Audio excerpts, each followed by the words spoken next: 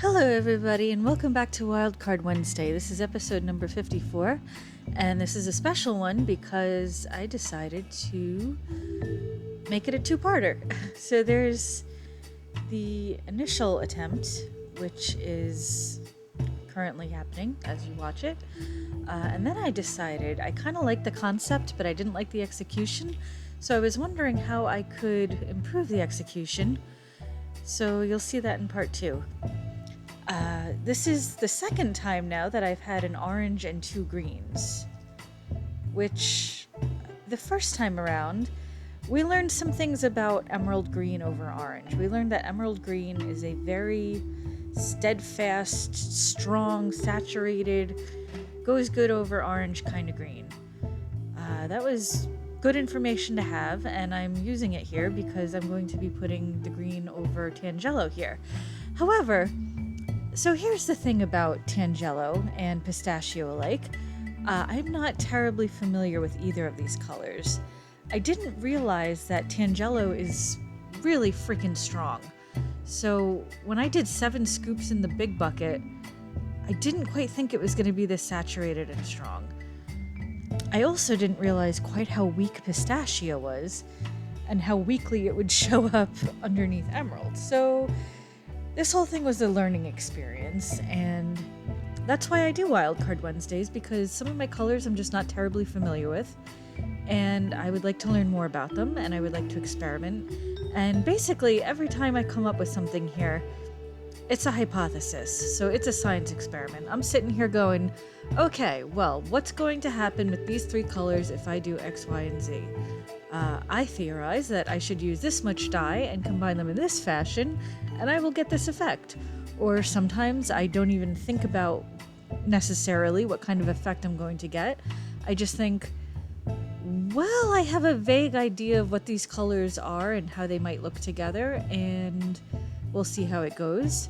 And then other times I'm just like, let's go off the wall and do something totally crazy. So the beauty of dyeing yarn is that you can play with all of these different colors and saturations and get completely different effects with the same 3 colors in various ways. You know, all you have to do is tweak the positioning, tweak the saturation, do a different technique. I mean, you could, with 3 colors and 1 skein of yarn, you could put 100 people in a room and easily have 100 very different skeins of yarn that they come up with. So what I learned here is that the green it's sort of green over the orange, but it reads as really grungy kind of gray. So I decided in attempt number 2 here that I was going to tone down the Tangelo by quite a bit. I went from 7 scoops to 3 scoops. And so instead of that deep, vibrant orange now, we kind of have like a kind of a salmon color or a coral color. It's definitely got strong pink undertones to it. And those strong pink undertones are a lot more obvious when it's dry. You'll see in the finished, dried yarn photos, it's definitely kind of a coral pink.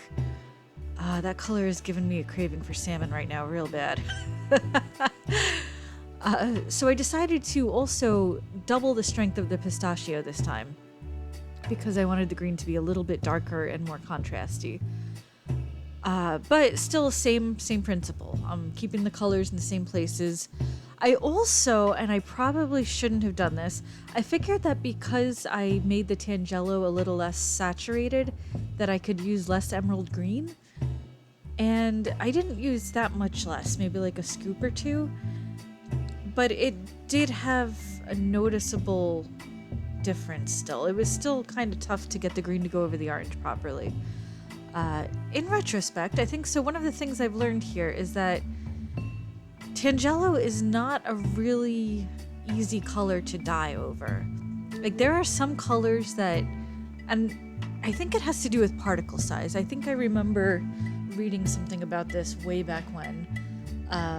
It might surprise some of you to know that I don't research any of the work that I do. I don't research yarn dyes. I just know how to dye yarn, the basic principles, and then everything else is just fun experimentation. Like, whatever happens. I don't follow any rules. I haven't taken any classes.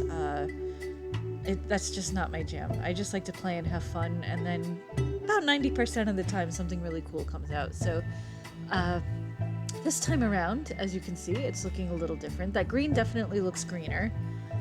So do my hands. And at the end, of course, I'm going to show you the two skeins next to each other because, I mean, duh, why wouldn't I? However, I did only swatch one of them, and the second one is the one I swatched. I have not put either one of these in the shop because I just don't think anybody's going to like them very much. But I will say, I kind of have a fondness for the second one. I kind of have a fondness for the first one too, and here we're going to have a discourse on ugly yarns. So I kind of love ugly yarns, and this one is kind of ugly in a vintage beauty packaging sort of way, I want to say. It's kind of hippy dippy. I was hoping for something more pumpkin themed, but as you can see, it just looks kind of light and vintage, and I like it. And I want to know what you guys think. So let me know in the comments below. Don't forget to like, share, and subscribe. And I will talk to you very soon. Thank you for watching. Bye-bye.